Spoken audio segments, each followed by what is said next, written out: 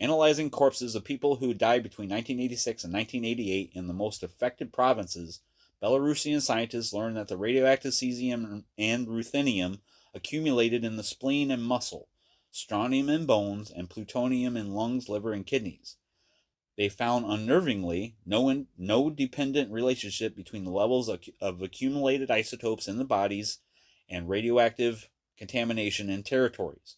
All corpses in Gomel province had nearly identical accumulations, and bodies in Vedbinsk, with far lower counts of radiation, still had surprisingly elevated levels of radioactive isotopes because they were breathing it in. The scientists attributed this puzzle to the migration of radioactive contamination along food pathways. The study showed that most of the exposure people received came in the form of internal exposures from ingesting radioactivity, not from external ambient gamma rays in the environment. That's very important, because anything that the WHO or anything that pro-nuclear people will put out will only be those external ambient gamma rays in the environment. They won't talk about internal exposure of actual particles that release also gamma rays when they decay. Internally, medical examinations of people in the contaminated regions showed a significant increase in general numbers of chromosal mutations in newborns, and the frequency of birth defects in southern Belarus was found to be significantly higher than the control. In terms of general health, Konoplya reported adults showed an increase in diseases of the circulatory system, hypertension, coronary illness, heart attacks, and myocardial problems. Myocardial problems, people. What are we dealing with right now? Myocarditis. Fukushima, anyone? No. Plus a rise in respiratory diseases. Okay? This is not about the injection. Children show an elevation in cases of chronic respiratory and neurological disease, anemia, and disorders of the thyroid, adenoids, and lymph nodes. Konoplya acknowledged that the rise in rates of disease diagnosis might be related to increased medical attention, but he pointed out the rates had risen steadily in each of the 3 years. Okay? That's very important. The Belarusian teams have found objective disorders in bodily functions, immune system, blood-forming system, and endocrine glands, and they had discovered similar changes in experimental animals. Since doctors in contaminated regions had abandoned their jobs, hospitals were operating at half staff, so there was most likely an underdetection of disease rather than overdetection. Let's make that known.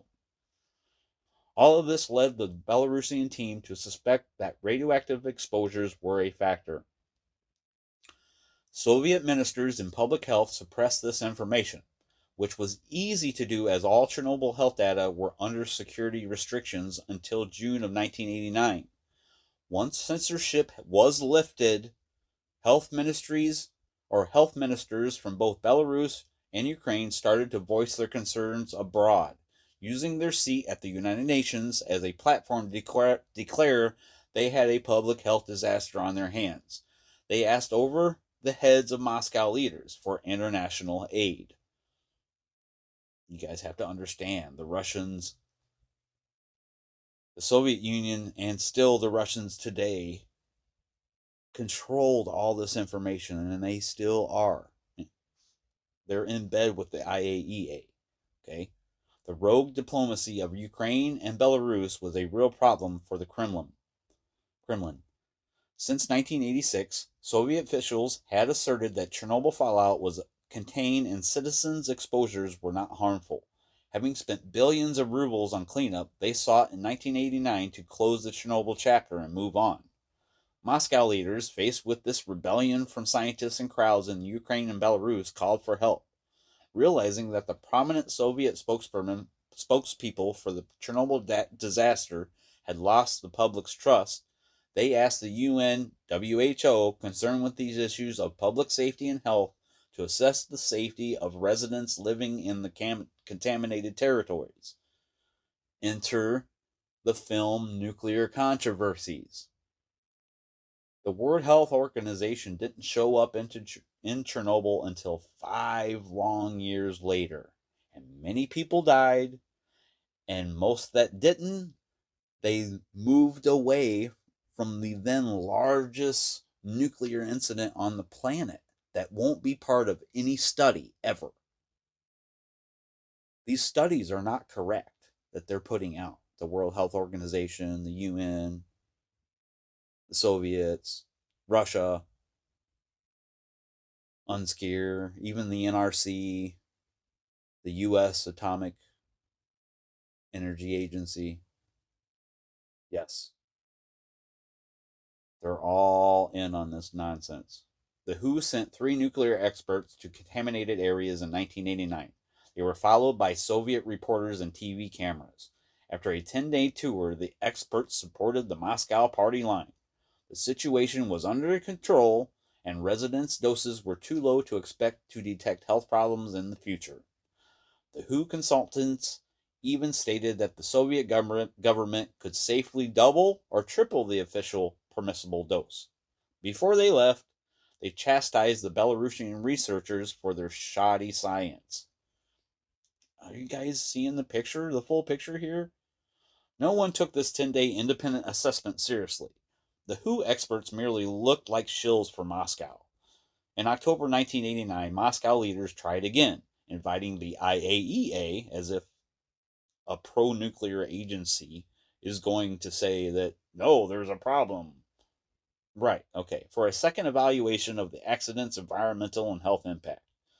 The IAEA administrator, Abel Gonzalez, worried that his agency's mission to promote peaceful uses of nuclear energy would make it look like an interested party, created the International Chernobyl Project in order to enlist the participation of other apparently disinterested UN agencies.